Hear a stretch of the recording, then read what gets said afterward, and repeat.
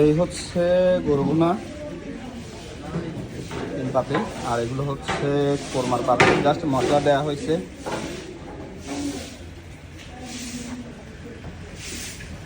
একদম রসগোল্লার মতো।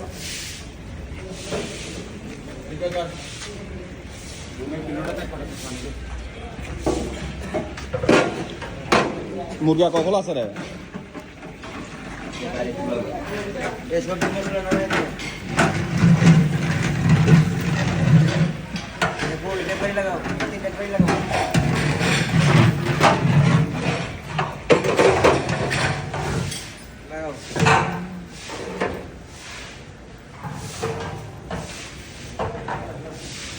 এটা হচ্ছে চিকেন গ্রেভি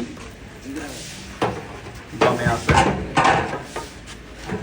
আর এটা হচ্ছে ফিশ গ্রেভি।